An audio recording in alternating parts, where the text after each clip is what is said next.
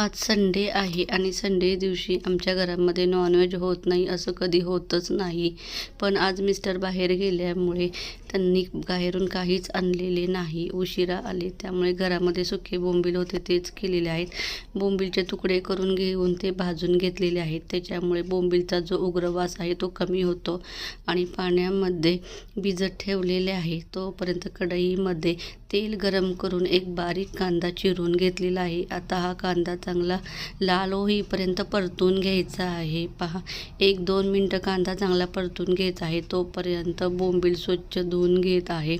एका डिशमध्ये बोंबील काढून घेतलेले आहेत. आता आपण कांदा तोपर्यंत भाजल्यामुळे त्याच्यामध्ये गरम मसाला, मिरची पावडर आणि कांदा लसूण मसाला टाकलेला आहे. आता ते चांगलं व्यवस्थित परतून घेतल्यानंतर एक बारीक टॅमॅटो चिरून घेतलेला आहे, ते टाकलेले आहे. तेही मसाल्यामध्ये चांगले परतलेले आहे.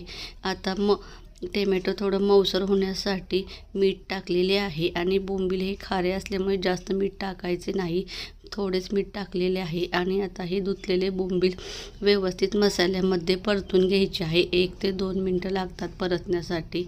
पहा, मस्त असे परतून घेतलेले आहे. आता त्याच्यामध्ये शिजण्यापुरतेच पाणी ओतूया. बोंबलाची पातळ भाजी करायची नाही आहे, सुकी भाजी करायची आहे. त्याच्यामुळे मी जास्त पाणी ओतलेलं नाही आहे. बोंबील चांगले शिजायला लागलेले आहे. त्याच्यावरती बारीक चिरलेली कोथिंबीर टाकली की मस्त छान बोंबलाची भाजी लागते. पहा, बोंबलाची सुकी भाजी झालेली आहे. मस्त अशी झणझणीत सुकी भाजी झालेली आहे बोंबलाची. खूप टेस्टी लागते, छान लागते. एखाद्या वेळेस नॉनव्हेज नाही आणले तर सुकट किंवा बोंबलाची भाजी ही खूप छान लागते. त्याच्यावरही नॉनव्हेजचाच तो प्रकार आहे. आणि मस्त बोंबलाची भाजी, चपाती आणि भात असे ताट तयार केले.